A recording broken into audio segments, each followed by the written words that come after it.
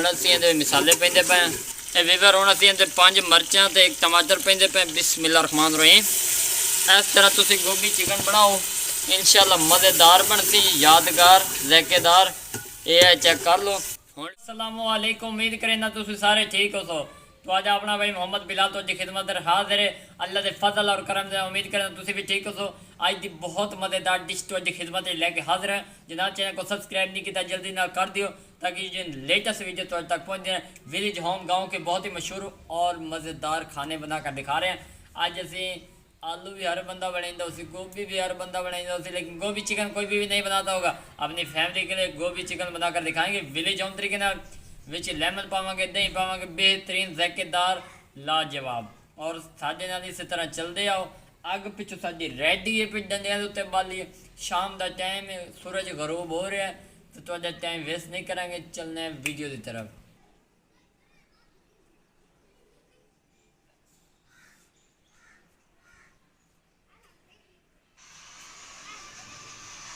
अल्हम्दुलिल्लाह वीवर साढ़े को हाफ के जी चिकन है। उस तो बाद 5 प्याज इन पे, 5-7 मिर्चा, 3 टमाटर, थोम। उस तो बाद गोभी की कटाई है, मिसाले पिछू रह जाए, घी की बाल्टी है। तो हुण असीं इहदे विच पैंदे पे प्याज। ये है चेक कर लो, बिस्मिल्लाह रहमान रहीम। खूबसूरत जी देगड़ी दे विच असीं प्याज पा दिते ने। तो हुण असीं इसे दे विच घिओ पैंदे पे, बिस्मिल्लाह रहमान रहीम। ये है चेक कर लो, असीं इहदे विच घिओ पा दिता है। हुण असीं डायरेक्ट उत्ते रखेंदे पे ताकि टाइम भी ना वेस्ट करूँ, तो टाइम पका के तुहानू दिखाऊँ। अल्हम्दुलिल्लाह वीवर रखते पे हैं, बिस्मिल्लाह रहमान रहीम। बहुत ही खूबसूरत देगड़ी असीं इहदे उत्ते रख दी वसलों के नाल, घिओ के नाल। ये घिओ हूँ गर्म भी हो सी तो वसल भी हो सन, इन्हों की तलाई हो जासी। उतनी देर असीं टमाटरों की कटिंग कर लो। तो अग ही वेख लो, अग तेज दे के कोई ना। अल्हम्दुलिल्लाह वीवर है, वसल साढ़े भुजन लग गए ने। हुण असीं इहदे विच मुर्गी पैंदे पे, बिस्मिल्लाह रहमान रहीम। ये चेक कर लो, असीं इहदे विच चिकन जिहा पा दिता है। चिकन ही हुण इहदे विच रोस्ट हो जासी। वसल जिहड़े ज़्यादातर रोस्ट हो चुके हैं। मज़ीद इहदे विच मुर्गी जिहले भुज गई ना, उस तो बाद शिकल विखरने उन्नी देर च असीं टमाटर ते मिर्चां की कुटाई शुटाई कर लो।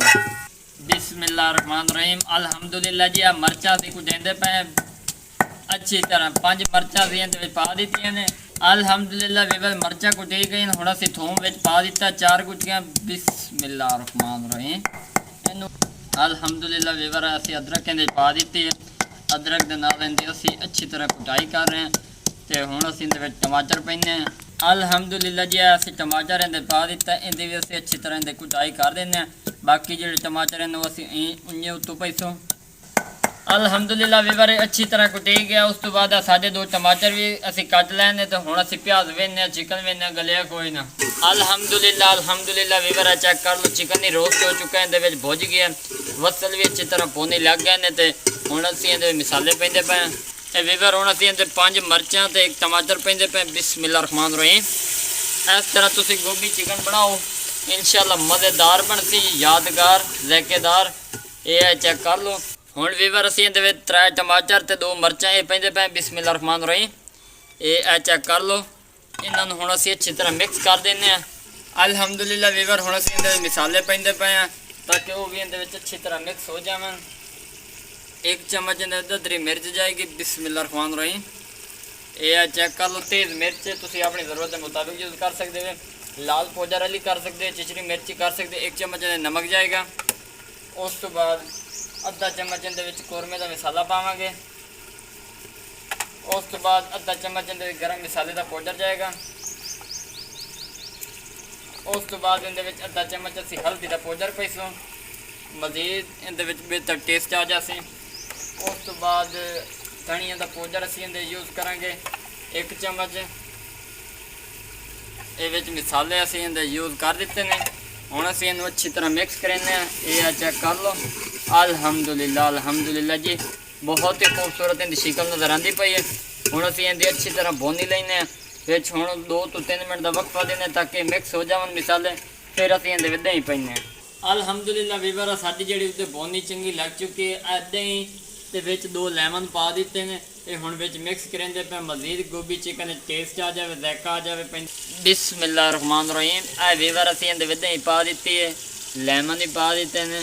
ये आ वेख लो, बहुत ही ज़्यादा इनका टेस्ट प्यारा जिहा बन जाते।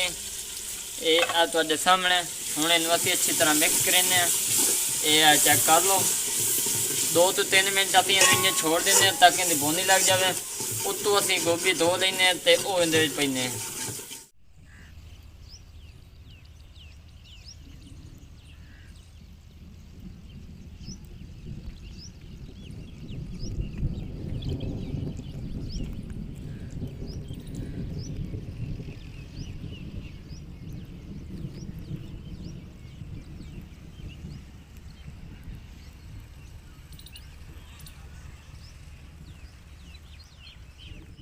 टाइम पूरा हो चुका, उसकी बोनी चंगी लग चुकी, दही भी मिक्स हो चुकी, हर चीज़।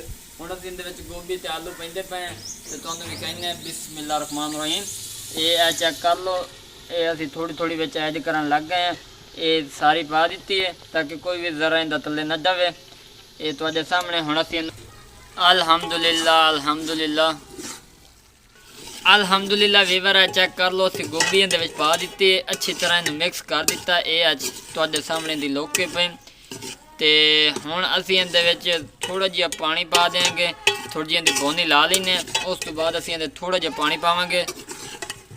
अल्हम्दुलिल्लाह वीवर, कहने का मकसद है मिक्सिंग अच्छी हो चुकी है।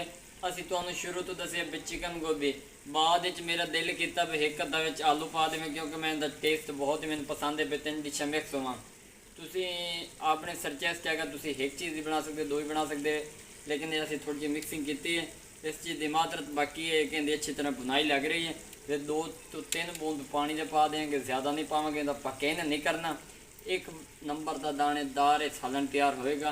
तो जनाब चैनल में सब्सक्राइब लाइक शेयर जरूर कर दो ताकि इस तरह की लेटेस्ट वीडियो तुहाडे तक बर वक्त पहुँचदियां रहन। अल्हम्दुलिल्लाह वीवर, पानी पैंदे पे बिस्मिल्लाह रहमान रहीम। पानी असीं इहदे विच पा दिता। हुण असीं इहनूं अच्छी तरह मिक्स करेंगे। ये चेक कर लो, हुण असीं इहनूं 10 ਤੋਂ 15 मिनट कन छोड़ देने तक गोभी भी इहदे विच गल जाए और आलू भी गल जाए। तो फिर मुलाकात करने हैं। अल्हम्दुलिल्लाह अल्हम्दुलिल्लाह फैमिली, साडी जिहड़ी आलू गोभी चिकन दही और लेमन वाली तैयार हो चुकी है। क्योंकि असी पानी तुहाडे सामने जिहड़ा थोड़ा यूज़ किया उसे गाल गाल के गोभी असी तैयार की है। 1 ਤੋਂ 2 मिनट का वक्फा देने, फिर उतार के विखाने। चेक कर लो, चेक कर लो फैमिली, तुहाडे सामने बहुत ही खूबसूरत इनकी लुक नज़र आती पई है। सुक्का भुना चिकन गोभी आलू तैयार हो चुका है। चेक कर लो, मजीद हम 1 ਤੋਂ 2 मिनट का वक्फा देने, उतार के तुहानूं विखाने। बिस्मिल्लाहिर्रहमानिर्रहीम। अल्हम्दुलिल्लाह अल्हम्दुलिल्लाह जी फैमिली, साडी गोभी गोश्त तैयार हो चुका है। ये चेक कर लो, अल्हम्दुलिल्लाह जी। चेक कर लो, बहुत ही मज़ेदार लजीज चिकन गोभी साडी तैयार हुई है, सुक्का भुना तैयार होया है। अगर वीडियो पसंद आ जाए तो जनाब चैनल सब्सक्राइब लाइक शेयर ज़रूर कर दिया। बहुत सारी दुआओं के साथ मोहम्मद बिलाल को इजाज़त दें। एक नई वीडियो में मुलाकात होगी। अपना ख्याल रखना। अल्लाह हाफिज़।